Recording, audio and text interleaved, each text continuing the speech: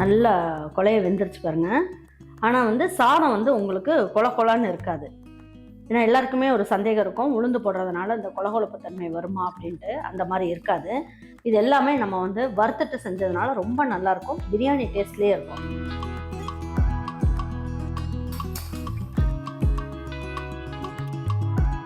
இதை நீங்கள் உங்கள் வீட்டு பிள்ளைங்களுக்கு லஞ்ச் பாக்ஸுக்கு கொடுத்து அனுப்பிச்சிங்கன்னா கூட ஒரு பருக்க கூட வேஸ்ட் ஆகாமல் சாப்பிட்டு வந்துடுவாங்க. அந்த அளவுக்கு ரொம்ப நல்லாயிருக்கும்.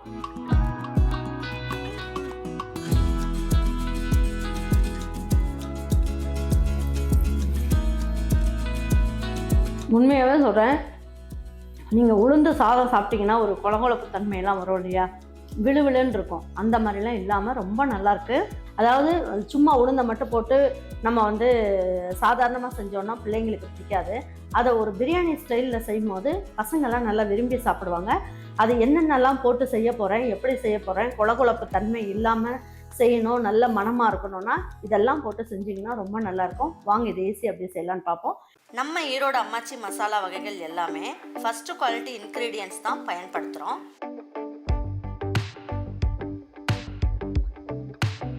வாங்குகிற பொருட்கள் எல்லாமே முறையாக ஜலிச்சு பொன் வறுவலாக வறுத்து சரியான பதத்தில் அரைக்கிறோம். அரைச்ச மசாலாவை நல்லா ஆற வச்சு மறுபடியும் ஜலிச்சு சரியான அளவில் பேக் பண்ணி உங்கள் வீட்டுக்கே சேஃப் அண்ட் செக்யூர்டாக டெலிவரி பண்ணுறோம். நம்ம மசாலா வகைகள் மற்றும் சத்து மாவு, ரெடிமேட் இட்லி மாவு, இடியாப்ப மாவு எல்லாமே நீங்கள் வாட்ஸ்அப் மற்றும் வெப்சைட்டில் ஆர்டர் பண்ணி வாங்கலாம். இதில் ரொம்ப முக்கியமான விஷயம், இது full and full pure homemade masala. நம்ம எல்லாருக்குமே ஆரோக்கியம் தானேங்க முக்கியம்.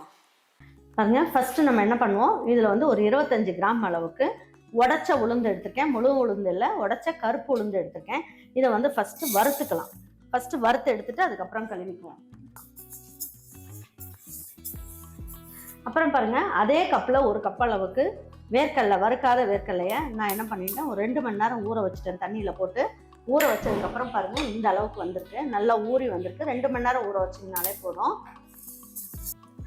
பாருங்கள், இப்போ நல்லா பாருங்கள் இந்த மாதிரி வறுபட்டுருச்சு.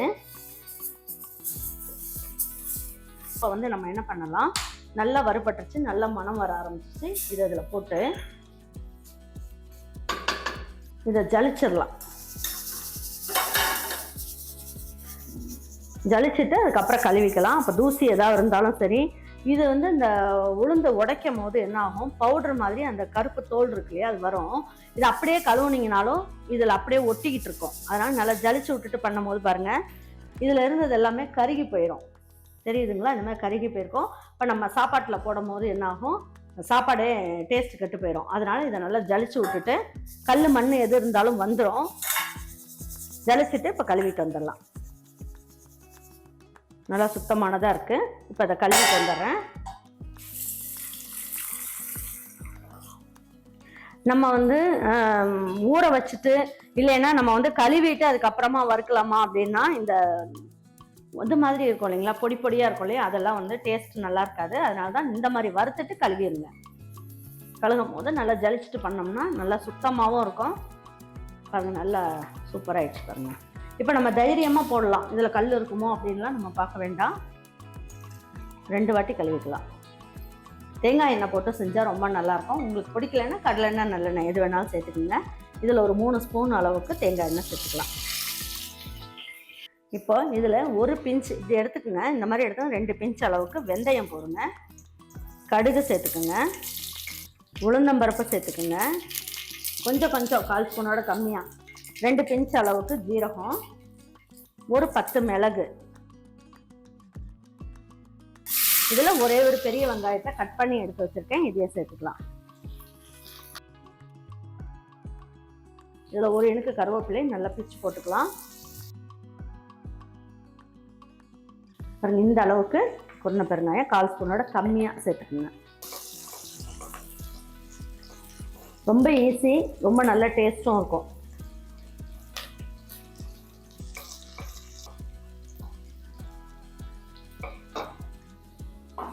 இந்த சாப்பாட்டுக்கு தேவையான அளவுக்கு உப்பையும் சேர்த்துடலாம். கொஞ்சமாக மஞ்சள் தூள், 1/4 சிட்டிகை அளவுக்கு மஞ்சள் தூள்,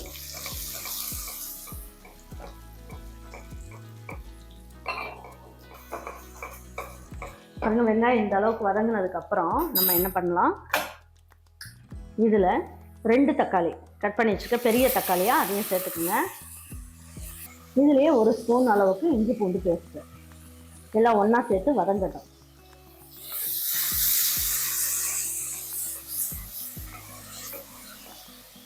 வதங்கும் போது இந்த உளுந்தம்பருப்பை எடுத்து வச்சுருக்கோம் இல்லையா, இதையும் இதிலேயே போட்டுடலாம். எல்லாம் ஒன்றா சேர்த்து வதக்கிக்கலாம்.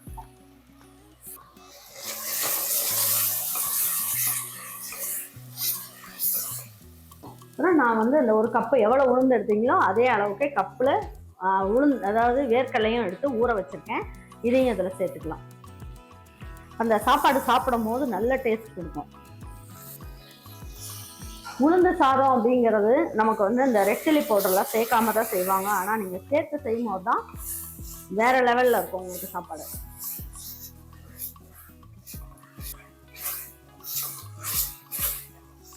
பாருங்க, வரமிளகாய் தூள் வந்து இந்த ஸ்பூன்லேயே 1 ஸ்பூன் அளவுக்கு சேர்த்துக்கலாம். இந்த ஸ்பூன்லேயே 1 ஸ்பூன் அளவுக்கு காஷ்மீரி சில்லி போட்டுக்கலாம். ரொம்ப கலர் வேணும்னு இல்லை, கொஞ்சமாக சேர்த்துக்கலாம். இந்த மாதிரிலாம் காலி பண்ணிட்டோம்னா உடனே விளக்கிட்டு அடுத்த பேட்ச் எடுத்து இதில் போடும் போது நமக்கு வண்டு வராது, கலர் மாறாது, ரொம்ப நல்லாயிருக்கும்.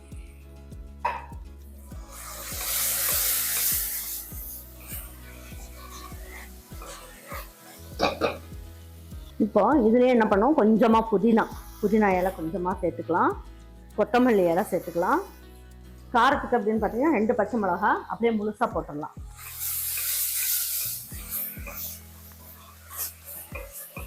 அதுங்க தக்காளி, வெங்காயம், இது அதுக்கப்புறம் வேர்க்கடலை எல்லாம் நல்லா வதங்கிடுச்சு.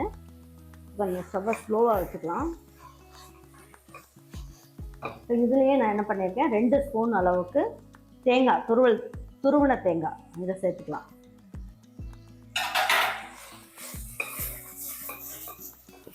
பாருங்க, இப்போ நான் இந்த கப்பில் 1 கப் அளவுக்கு அரிசி எடுத்தேன். இப்போ அந்த அரிசி இந்த தண்ணியெல்லாம் நல்லா வடிச்சிருவோம்.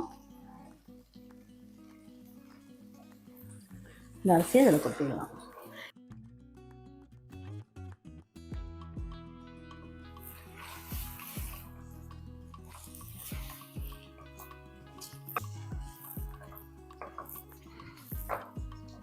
இந்த வெந்தயத்தோட மனம், இந்த உளுந்தம்பருப்பு வறுத்தோம் இல்லைங்களா, அதோட மனம், இந்த தேங்காய் எண்ணெய் ஸ்மெல்லு சூப்பராக இருக்குது. பாருங்க, இது வந்து நல்ல ஒரு பிரியாணி டேஸ்ட்டில் வரணும் அப்படின்னு சொன்னேன் இல்லையா, அதுக்கு வந்து என்ன பண்ணலாம், ஒரு 1/4 ஸ்பூன் அளவுக்கு ஜீரகம், அதாவது சோம்புத்தூள், இது வந்து சோம்புத்தூள் 1/4 ஸ்பூன் அளவுக்கு சேர்த்துக்கலாம். 1/4 ஸ்பூன் அளவுக்கு ஜீரகத்தூள் சேர்த்துக்கலாம். நல்ல மணமாக இருக்கும். இந்த ஜீரகத்தூளும் சோம்புத்தூள் நம்மக்கிட்ட வந்து வெப்சைட் வாட்ஸ்அப்பில் கிடைக்கிது, வேணா ஆர்டர் பண்ணி வாங்கிக்கோங்க. இதுக்கு வந்து கரம் மசாலா எதுவும் சேர்க்க வேண்டாம். இது மைல்டான ஒரு வாசனையோடு இருக்கணும். அதனால வந்து நம்ம இது 2 சேர்த்திங்கனாலே போதும்.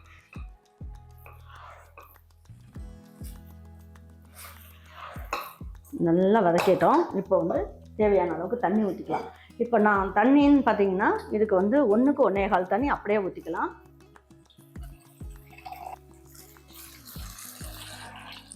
பாருங்க, 1க்கு 1.25.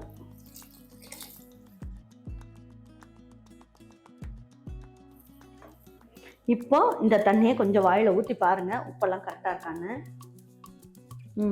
கரெக்டாக இருக்குது. இப்போ அப்படியே மூடி வச்சிடலாம். உங்களுக்கு காரத்தோட அளவு மட்டும் உங்களுடைய விருப்பம். இந்த காரம் போட்டிங்கனாலே சரியாக இருக்கும். இப்போ குக்கரை மூடி வச்சிடலாம். மூடி வச்சுட்டு வெயிட் போட்டுடலாம். ஹை ஃப்ளேமில் வச்சுருங்க. வச்சுட்டு ஒரு விசில் வந்த உடனே 10 நிமிஷம் ஸ்லோ ஃப்ளேமில் விட்டுறலாம். அப்போ நல்லா புழுங்கி வேகும் பாருங்கள். அப்போ அந்த நம்ம போட்டிருக்க உளுந்தம்பருப்பு இது எல்லாமே வந்து நல்லா பொறுமையாக வேகும் போது நல்லாயிருக்கும். குழஞ்சி போகாமல் ரொம்ப நல்லா டேஸ்ட்டாக இருக்கும். அதுக்கப்புறம் பார்க்கலாம். பாருங்கள், இப்போ வந்து நம்ம இதை ஓப்பன் பண்ணி பார்த்துடலாம் எப்படி இருக்குன்ட்டு.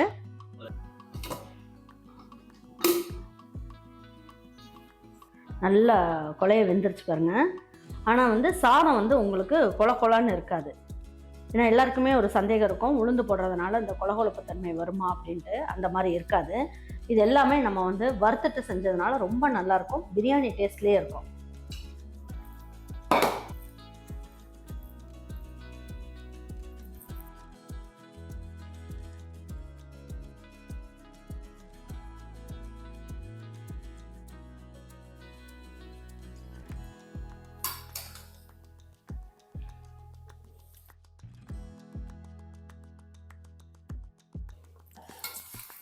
நல்லா கலந்து விட்டுட்டு எடுத்து வச்சு பரிமாறிக்கலாம். நல்லா அந்த சாப்பிடும் போது இந்த வேர்க்கடலை அதுக்கப்புறமா எல்லாமே சேர்ந்து வரும்போது ரொம்ப நல்ல டேஸ்ட்டு சூப்பராக இருக்கும்.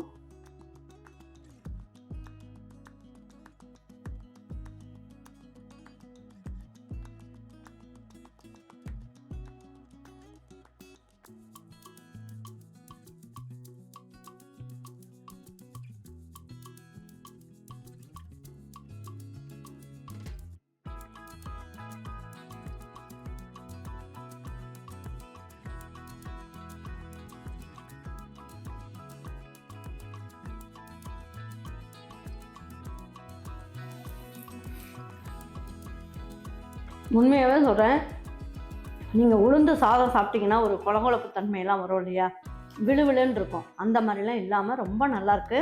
நீங்கள் இந்த ஸ்டைலில் ஒரு வாட்டி கருப்பு உளுந்து வச்சு சாப்பாடு செஞ்சு பாருங்கள், ரொம்ப நல்லாயிருக்கும். இது பிரியாணி ஸ்டைலில் இருக்கும். அதனால் நீங்கள் இதை வந்து நீங்கள் பசங்களுக்கு லஞ்ச் பாக்ஸாகவும் கொடுங்க, லஞ்ச் பாக்ஸ் ரெசிபியாகவும் நீங்கள் வீட்டில் வந்து செஞ்சு கொடுங்க. அந்த அளவுக்கு டேஸ்ட் அட்டகாசமாக இருக்கும். கண்டிப்பாக உங்கள் வீட்டில் இருக்கவங்களுக்கு செஞ்சு கொடுத்துட்டு அவங்களுக்கெல்லாம் பிடிச்சிருந்ததுன்னா லைக் பண்ணுங்கள், ஷேர் பண்ணுங்கள், சப்ஸ்கிரைப் பண்ணுங்கள், மறந்துடாமல் கமெண்ட்ஸ் பண்ணுங்கள். தேங்க்யூ ஃபார் வாட்சிங் ஈரோடு அம்மாச்சி சமையல். தேங்க்யூ.